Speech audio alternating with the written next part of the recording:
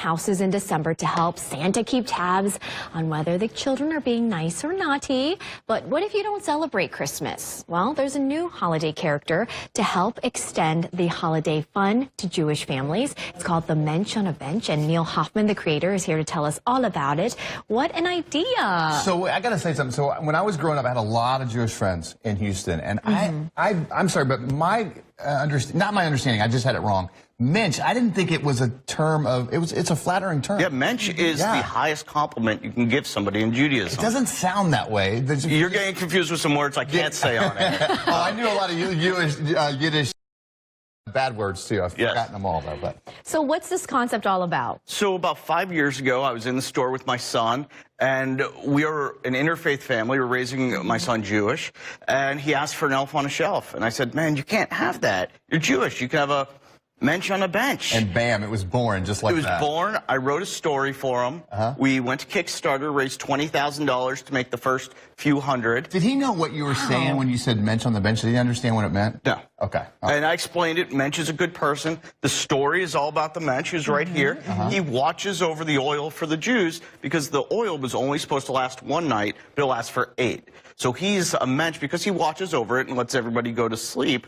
And every day in the book, they wake up and they're introduced to a different Jewish concept, like dreidels or latkes or present giving or giving to charity.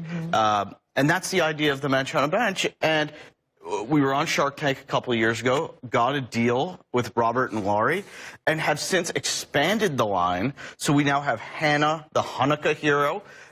We have Ask Bubby, who is the Jewish grandma meets Magic 8 Ball. So, this is great. Bubby? Got those pictures up there. What a story, Neil. And you're from the toy, you were in the toy industry too, so. Yes, I was at Hasbro Toys. I worked on G.I. Joe, I worked on Transformers. With the Kung Fu grip? I did work on it. Was that your idea? We relaunched Kung Fu Grip when I was there. So what has the response been from the families? Absolutely incredible. We've sold over 150,000. So where our concept is different than Elf is we're really about promoting religion. We're trying to, as we say, add more Funneka to Hanukkah and make Hanukkah last about 5 more minutes. So can you just bring a little bit more family tradition to it? And people are so thankful that people want to make a bigger deal of Hanukkah and didn't have the tools, and Mensch is a tool to do that. Right, and so your son, what's he has to say? I mean, he's kind of like your little helper here that brought this concept to life. He is so proud of himself, and we are having so much fun. How old is he now? Now he's 9. Okay. Now we have a second little boy. Does he understand the scope of what's happening? So we've been on Shark Tank 3 times. So he was on Shark Tank one of those times. He's been on the news a bunch of times. You were on Shark Tank 3 times? We got an update show.